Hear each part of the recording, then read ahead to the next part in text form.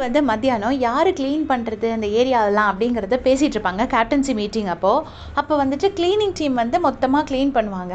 Kitchen team வந்து என்ன சொல்லுவாங்கன்னா, எங்களுக்கு வந்து அந்த இப்போ வந்து பிக் பாஸ் ஆக்சுவலாக சொல்லியிருப்பார், இந்த மாதிரி எப்போ வேணால் நாங்கள் வந்து எங்கே க்ளீனாக இருக்கா இல்லையான்னு பார்ப்போம், நான் எப்போ வருவேன்னு எனக்கே தெரியாது, நான் அந்த வாட்டி செக் பண்ணுவேன், வீடு எப்போவுமே க்ளீனாக இருக்கணும்னு பிக் பாஸ் சொல்லியிருப்பார். அதனால கிச்சன் டீம் என்ன சொல்லுவாங்கன்னா, அந்த கீழே அந்த ஸ்லாபில் விழுற இதெல்லாம் வந்து அப்பப்போ க்ளீனிங் டீம் க்ளீன் பண்ணிட்டாங்கன்னா அது எப்போவுமே க்ளீனாக இருக்கும் அப்படின்னு சொல்லுவாங்க.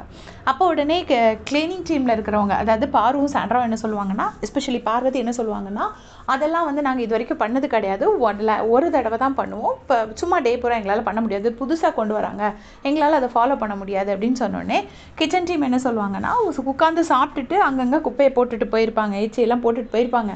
அப்போ அதெல்லாம் க்ளீன் பண்ணணும், எங்களுக்கு அது செய்யறது முடியாது, க்ளீனிங் டீம் தான் அதை பண்ணுவாங்க. ஸோ எப்போவுமே க்ளீனாக இருக்கணும் அப்படின்னா அது அவங்க ஒரு இடையில ஒரு தடவை க்ளீன் பண்ணிட்டா நல்லாயிருக்கும் அப்படின்னு சொல்லிட்டு ஆதிரை சொல்லுவாங்க. சொன்ன உடனே வந்துட்டு பார்வதி வந்து எந்திரிச்சு நின்று சொல்லுவாங்க, நம்ம சாப்பிட்றது பேசிக் சிவில் சென்ஸ் தானே, அவ்வளோ கூட ஒரு இண்டிவிஜுவல் சென்ஸ் இல்லாமலாம் இருப்பாங்க, நம்ம சாப்பிட்ற எச்சி அதை அப்படியே எடுத்து விக்ரம் சொல்கிற மாதிரி நம்ம பிளேட்டில் போட்டு அந்த இடத்த நம்ம சாப்பிட்றத அப்படியே க்ளீன் பண்ணி போயிட்டோன்னா எதுக்காக க்ளீனிங் டீம் வர வேண்டிய சூழ்நிலை இருக்குது, அப்படியே க்ளீன் பண்ணிவிட்டு போக வேண்டியதானே, இது ஒரு மனுஷனுக்கு தெரியணும்ல, நம்ம அந்தளவு கூட தெரியாமலாம் இருப்பாங்க, எல்லாரும் அடல்ட்ஸ் தானே அப்படின்னு சொல்லிட்டு ரொம்ப டீட்டெயில்டு எக்ஸ்ப்ளனேஷன் கொடுப்பாங்க.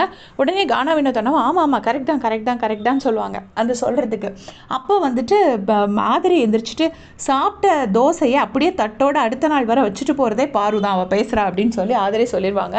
பாருக்கு ஒரு நிமிஷம் அசிங்கமாக போகும், அதுக்கப்புறம் என்னெல்லாமோ சொல்லி பல்ட்டி அடித்து அதை எடுத்து மாற்றுவாங்க. ஆனால் க்ளீனாக ஆதரே போட்டு எக்ஸ்போஸ் பண்ணிட்டாங்க, அவள் சாப்பிட்ட பிளேட் அப்படியே அடுத்த நாள் வரையெல்லாம் நான் வச்சது கிடையாது அப்படின்ட்டு பாரு சொல்கிறாங்க. உடனே ஆதரே இல்லடி நீ வச்சிருக்க அப்படின்னு சொன்னோடனே அதுக்கப்புறம் அதை அப்படியே விட்டுட்டாங்க. ஆனால் அந்த மீட்டிங்கோட கடைசி நான் பார்க்கல, யார் வந்து கடைசி முடிவு பண்ணாங்க, அந்த இடத்த வந்து கிச்சன் டீம் க்ளீன் பண்ணணும்னு முடிவு பண்ணாங்களா இல்லை க்ளீனிங் டீம் தான் க்ளீன் பண்ணணும்னு முடிவு பண்ணாங்களாங்கிறது எனக்கு தெரியாது, அந்த எண்டிங் நான் பார்க்கல.